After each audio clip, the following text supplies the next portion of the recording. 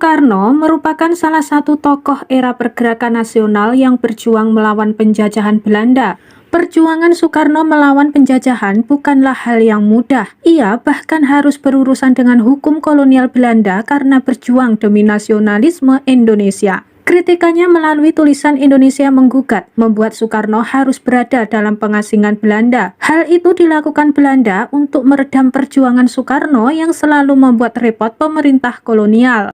Bahkan setelah lengser dari jabatan Presiden Indonesia, Bung Karno juga mengalami pengasingan. Berikut ini beberapa alasan mengapa Soekarno diasingkan. Soekarno menjadi salah satu tokoh yang gigih dalam melawan penjajahan Belanda atas Indonesia. Melalui tulisan, Soekarno dengan keras mengkritik penjajahan Belanda yang membuat rakyat Indonesia menderita. Selain membuat kritikan melalui tulisan, Soekarno juga mendirikan Partai Nasional Indonesia untuk melawan Belanda. Salah satu tulisan Soekarno yang keras mengkritik Belanda adalah Indonesia Menggugat. Atas tulisannya tersebut, Soekarno harus berhadapan dengan hukum di era pemerintah kolonial Belanda. Saat itu, Belanda mengadili Soekarno atas tulisannya tersebut di pengadilan kolonial di Bandung. Akibatnya, Soekarno harus mendekam dalam pengasingan di Ende, pesisir selatan Pulau Flores, selama 4 tahun, yakni sejak tahun 1934 hingga tahun 1938. Pemerintah Belanda saat itu mengasingkan Soekarno dengan tujuan untuk mempersempit aktivitasnya. Saat itu, pemerintah kolonial Belanda menganggap Soekarno sebagai salah satu tokoh yang berpengaruh pada pergerakan kemerdekaan Indonesia. Pemerintah kolonial Belanda juga paham bahwa Soekarno merupakan otak dari perjuangan rakyat Indonesia. Selama berada di pengasingan di kota Ende, Soekarno menetap di rumah sederhana yang terletak di Jalan Perwira, Kelurahan Kota Raja, Ende Utara. Meski berada dalam pengasingan, Soekarno masih melakukan banyak aktivitas dan selalu memikirkan perjuangan kemerdekaan Indonesia. Soekarno kerap merenung di bawah pohon sukun yang berada di sebuah taman tak jauh dari rumah pengasingan. Adapun hasil dari perenungannya adalah Pancasila yang menjadi dasar negara Indonesia hingga saat ini.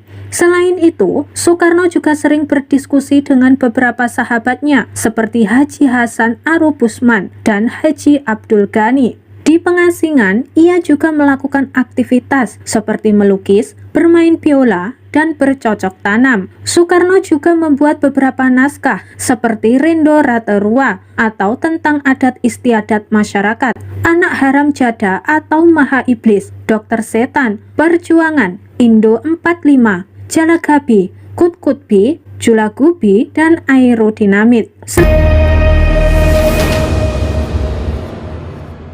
Selain diasingkan oleh pemerintah kolonial Belanda, Bung Karno juga diasingkan oleh bangsa sendiri. Setelah pecah G30S pada tanggal 1 Oktober dini hari tahun 1965, kekuatan politik Bung Karno perlahan melemah. Selain karena pecahnya G30S, melemahnya politik Soekarno ini disebabkan krisis Indonesia yang kemudian menyebabkan aksi unjuk rasa mahasiswa. Puncaknya adalah pada sidang umum MPRS pada tanggal 22 Juni tahun 1966.